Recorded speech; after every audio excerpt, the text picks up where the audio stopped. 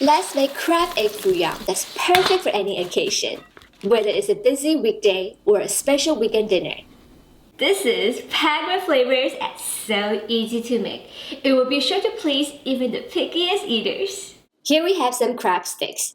Shred each one into thinner pieces. You can also replace them with fresh crab meat or other types of protein.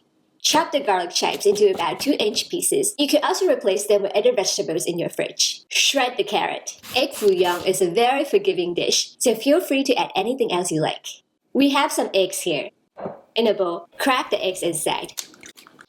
Add the salt and cornstarch slurry. We have here 2 tablespoons of cornstarch and 6 tablespoons of water. Whisk.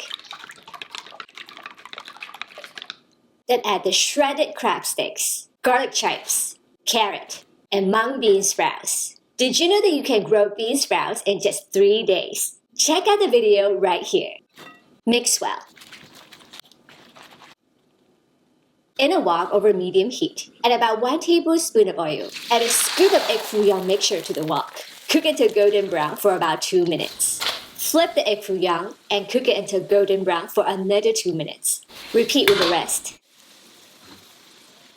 To make the gravy, in a pot over medium heat, add the chicken stock, soy sauce, oyster sauce, and sesame oil. Whisk and bring it to a simmer. Add the cornstarch slurry, which is 1 tablespoon of cornstarch and 3 tablespoons of water. Mix well. This egg foo young will be takeout every time. It's healthier, tastier, and more affordable. Most importantly, you get to spend some quality time with your loved ones while cooking and enjoying it. Please comment below and let me know what are your favorite fillings for egg foo young. This is absolutely delicious that I can start doing a happy dance right now. It is that good. So please subscribe, follow, and like for more easy to follow Asian recipes. I'll see you again soon.